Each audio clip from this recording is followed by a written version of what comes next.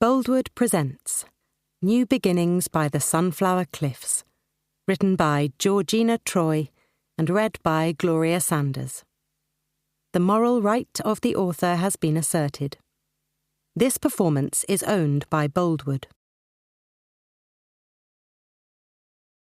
Chapter 1. June. Blowing dandelion clocks. "I'm coming! I'm coming!" Bea shouted breathlessly, stepping out of the shower and almost losing her balance as she slipped on the mat. She grabbed hold of the shower curtain, snapping it from its rings before wrapping the nearest towel around her dripping body and running down the stairs. "Bloody builders!" she cursed, stubbing her toe on the oak banister. Why did they choose today to arrive early, the one time she was running late? She pulled open the heavy front door. "Sorry, love," a man in paint-spattered overalls said, his eyes widening as he took in her lack of clothing. "We, seem to have caught you on the op."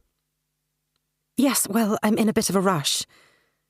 She held the door open for the builder and his apprentice to enter the hallway. Holding on tightly to the front of her towel with one hand, Bea pushed back a stray lock of blonde hair with the other. "I'll take you up to my bedroom." The spotty-faced boy stifled a giggle, raising a pierced eyebrow at his boss until he was nudged sharply in the ribs. Bea cleared her throat, adding quickly, "So that I can show you the work to quote for." Her face flushed in embarrassment. "Right you are, love." She could hear the builder grumbling to his apprentice as she led them up the carved oak staircase, trying not to think about how little her towel was covering, flushed at the thought of what she'd just said. "My bathroom is en suite, or at least I hope it soon will be," she explained. "So I thought the best place to start would be my room." "Rightio." "I'll need the wall from this room knocked through and a doorway put in down that end." She pointed across the room, noticing her knickers and bra on the floor. Kicking them under the bed, she took a breath to continue. "Can't be done," said a gruff voice from the hallway. Surprised, she took a backwards step out of her room to see who was talking. "Why not?" she asked, her intended rant immediately catching in her throat when she came face to face with... Bea was sure he must be handsome under all that facial hair, and despite her annoyance with him, couldn't help staring. "This is a very old house, and that, young lady, is a load-bearing wall," he said, his perfect lips drawing back into a slight smile she instinctively knew was more amusement than appreciation of her appearance. He cleared his throat before tapping the wall for emphasis. "I wouldn't advise knocking through it." Young lady? He couldn't be much older than her, she mused. Then again, thought Bea, he could be almost any age under all those whiskers. "But I'd planned to," Bea argued, not liking his condescending manner or his amused gaze. He may be used to women being stunned into submission by his overpowering presence, but she had just got rid of a bullying husband and wasn't about to replace him with a bossy builder. "Anyway, and you are?" she asked, wishing she wasn't in such a compromising position. Running late was one thing, but not being dressed in front of this scowling builder was another entirely. "Luke Thornton," he said, studying the wall. "I was a bit delayed and asked Bill to come ahead." He motioned for Bea to follow him and walked down the hallway to another bedroom the other side of hers. "This would be a better option." He narrowed his eyes, contemplating the wall in front of him. "This box room would make a perfect ensuite." He peered out of the window. Imagine soaking in your bath and staring across the fields at that view of Corbière Lighthouse. He stepped back so Bea could have a look. She leant forward and gazed at the uninterrupted view across the fields to the white tower perched at the edge of the sea. He was right. She always enjoyed looking at this majestic building on the rocks at one end of St. Juan's Bay. "Pretty spectacular, don't you think?" he said, standing behind her.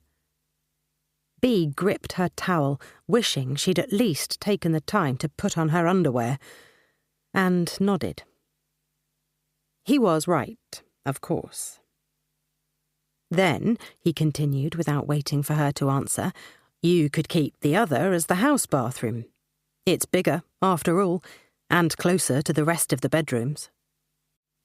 "I see what you're saying, but I'd got the whole setup planned out in detail," she said, not wishing to give in to him too readily, but desperate to put on some clothes. "It doesn't sound like I have much of a choice, really, so I suppose I'll have to go with your suggestion." Luke shrugged. "You can do as you like. It's your house." He studied the clipboard Bill handed to him.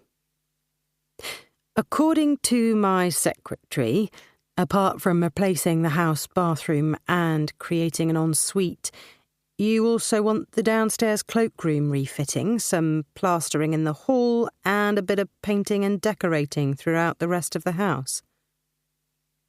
Bea nodded silently. It sounded as if this was going to be mammoth when he listed everything like that. Luke withdrew a biro from the top of the clipboard and began making notes. He nodded to the other men. "You two can get going if you like. I'll catch up with you later." He walked slowly down the stairs, his hand grazing paint surfaces as he passed the walls.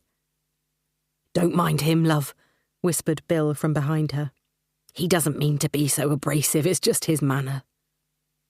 "He's had a lot going on," the apprentice added, before receiving another nudge in his bruised ribs. "Ouch! What was that one for?" "You can get in the van." The builder shook his head and frowned. "Bloody kid is too ready to give his opinion when it's not needed." He tilted his head in Luke's direction. "He's a grand chap, though." Bea glanced at Luke's broad back as he stepped into the downstairs cloakroom. "He hides it well, doesn't he?" she murmured, before hurrying to her bedroom to dress. Once clothed, she slipped on her shoes and went to wait for Luke in the kitchen at the back of the house. What was his problem with her anyway? He made her earlier moodiness seem positively chirpy. Bea checked the time and wished he would hurry up. She didn't have long.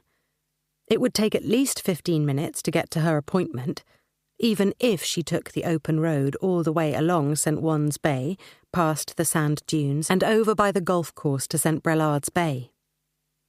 She took out a small mirror from her handbag and reapplied her cherry lip gloss. Butterflies jackhammered in her stomach. She wasn't looking forward to this meeting. Business associates were one thing, but dealing with the spoilt wife of her biggest client was another entirely. "Wow, this room's a shrine to orange form." Bea frowned. He was right, but there was no need to be rude. "It is a bit, but I can't afford to do everything I want with the house, unfortunately. It's functional, even if it is a little, orange. So, it will have to wait until I can find enough money to fit a new one." Luke raked a hand through his messy brown fringe. "It's not too bad." She noticed the glint of merriment in his eyes. "I think that's a matter of opinion." Bea raised her eyebrows, unable to help glancing up at the kitchen clock again. "Right," he said, smiling down at her. "You obviously have to be somewhere, and I've made all the notes I should need. I'll pass this on to my secretary in the morning, and she'll sort a quote for you."